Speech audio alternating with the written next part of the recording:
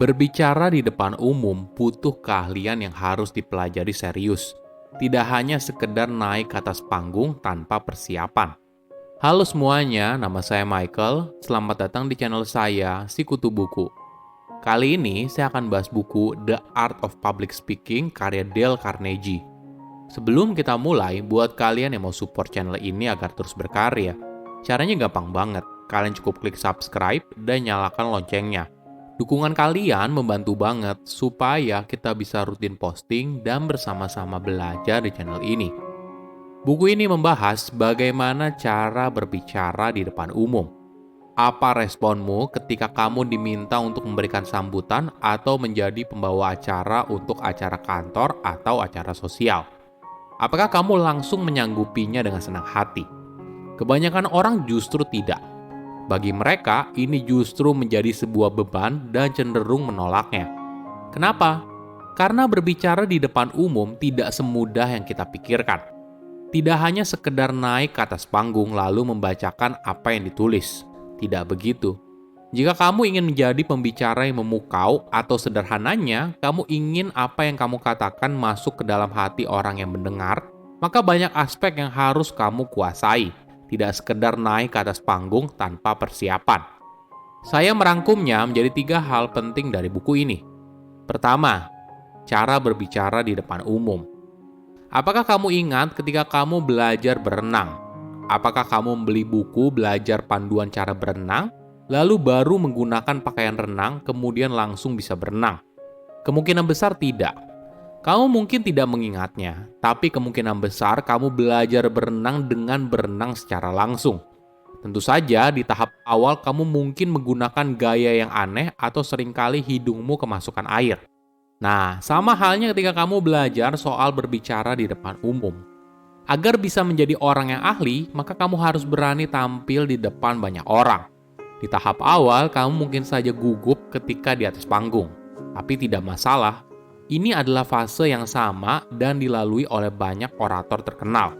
Ingat, pembicara yang hebat itu bukan artinya tidak punya rasa takut sama sekali, tapi dia mampu mengontrol ketakutannya. Ada 3 teknik yang bisa kamu lakukan. Pertama, fokus pada apa yang ingin kamu sampaikan. Jika sudah, maka kamu tidak akan punya banyak ruang untuk cemas atas penampilan atau persepsi orang lain. Alasan utama seorang pembicara gagal di atas panggung adalah ketika mereka tidak siap, jadi mereka terlihat gugup dan tidak yakin. Oleh karena itu, penting untuk latihan sebelum bicara di depan umum.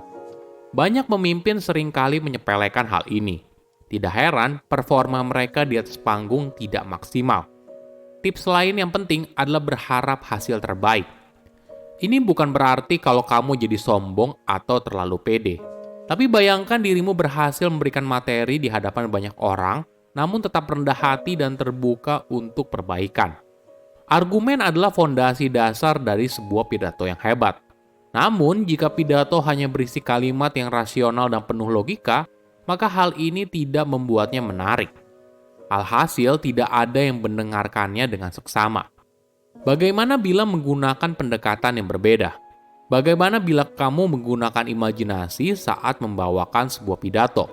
Misalnya begini, kamu sedang membawakan sebuah pidato tentang pentingnya tidak main telepon genggam saat berkendara. Kamu bisa saja mengambil banyak riset berapa banyak jumlah kecelakaan yang disebabkan oleh kurangnya konsentrasi akibat main telepon genggam. Cara ini mungkin berguna apabila mayoritas pendengarmu memang butuh riset ilmiah untuk meyakinkan mereka. Tapi mayoritas tidak. Cara yang lebih efektif adalah dengan sebuah cerita. Kamu bisa memulainya dengan menceritakan seorang ayah yang baru pulang kerja. Saat mengendarai mobil dalam kecepatan tinggi, tiba-tiba ada notifikasi pesan. Si ayah pun membuka ponselnya, membaca, lalu mulai mengetik sambil mengendarai. Tanpa disangka, setir mobilnya pun tidak lurus dan miring ke kanan. Di arah yang berlawanan ada mobil yang sedang melaju kencang. Seketika kedua mobil itu bertabrakan, dan naasnya si ayah meninggal dunia di tempat, meninggalkan istri dan anaknya yang masih balita. Cerita ini tentunya lebih menyentuh di hati para pendengar. Kenapa? Karena cerita ini dekat dengan mereka. Mungkin saja bisa terjadi di keluarga mereka. daripada kamu sibuk membobardir para pendengar dengan fakta semata. Kedua, gunakan emosi untuk mengunggah pendengar. Coba bayangkan dua orang pembicara yang sedang membawakan pidato tentang anti perbudakan pada masa sebelum hal ini dihapuskan. Pembicara pertama merupakan seorang politisi berkulit putih yang punya rekam jejak yang hebat dalam hal gerakan anti perbudakan. Pembicara kedua merupakan seorang ibu berkulit hitam yang pernah berada di sebuah lelang perbudakan dan melihat langsung dengan mata kepalanya sendiri anak laki-lakinya dijual. Mana pembicara yang lebih menyentuh? Tentunya pembicara kedua kan? Kenapa? Meskipun banyak wanita tersebut tidak menjalani pelatihan formal soal public speaking, tapi mereka punya sesuatu yang luar biasa, yaitu kekuatan perasaan. Perasaan dan emosi memandu kita saat menjalani hari. Analoginya gini, kenapa kamu suka minum air dingin dan tidur di ranjang yang empuk? Mungkin saja tidak ada alasan logis yang spesifik, tapi hal ini terasa benar. Inilah yang perlu kita perhatikan saat menjadi pembicara di atas panggung. Argumen yang rasional tentu saja penting, tapi coba pikirkan beberapa bagian yang bisa kamu selipkan untuk mengunggah perasaan para pendengar. Ada eksperimen yang menarik. Sebuah perusahaan pembuat jam tangan di New York menjalankan 2 kampanye perikanan. Di iklan yang pertama fokus pada fitur jam tersebut, ketahanannya, kegunaannya, dan desainnya. Sedangkan di iklan kedua fokus pada sisi emosional, di mana jam itu akan membawa kebanggaan bagi si pengguna. Hasilnya, iklan kedua justru lebih baik dan mampu menjual 2 kali lipat daripada dengan iklan pertama. Ketiga, bawakan pidato seperti sebuah melodi. Saat membawakan sebuah pidato atau sambutan di atas panggung, kita harus melihat diri kita sebagai seorang musisi. Bayangkan sebuah lagu yang indah. Pastinya terdiri dari berbagai nada yang berbeda kan? Ada momen di mana temponya berjalan lambat, lalu tiba-tiba menjadi lebih cepat, naik, dan turun. Ide yang sama juga bisa kita terapkan saat berbicara di depan umum. Tips umumnya adalah jangan jadi monoton. Tidak ada orang yang mau mendengar seorang yang berbicara dalam gaya yang monoton. Hal ini akan membuat seseorang jadi bosan dan mungkin saja tertidur apabila sambutannya terlalu lama. Gimana caranya? Yang pertama yaitu dengan gunakan penekanan. Coba lihat lagi naskah pidato atau sambutan kamu. Kamu bisa menyorot berbagai kata yang penting. Misalnya begini, dalam pidato yang kamu bawakan ada kalimat, takdir bukanlah soal kesempatan, tapi merupakan pilihan. Bagaimana cara terbaik untuk membawakannya di depan umum? Daripada semua kata tersebut diberikan penekanan yang sama, bagaimana kalau kamu beri penekanan pada kata takdir, karena itu adalah subjeknya. Lalu kamu bisa menekankan kata bukanlah untuk memberikan tekanan pada sesuatu yang berlawanan. Selanjutnya, kamu juga bisa menekankan kata kesempatan dan juga pilihan, karena 2 kata ini berlawanan satu sama lain.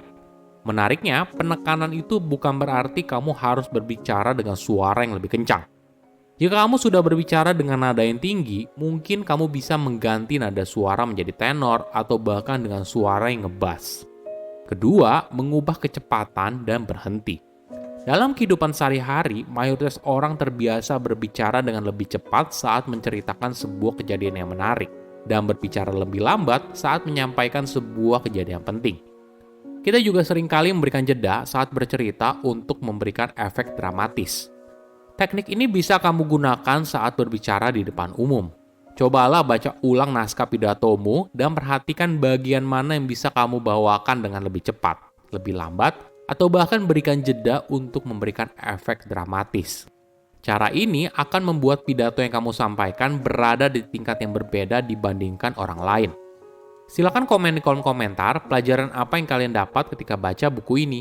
Selain itu, komen juga mau buku apa lagi yang saya review di video berikutnya. Saya undur diri, jangan lupa subscribe channel YouTube Sikutu Buku. Bye-bye.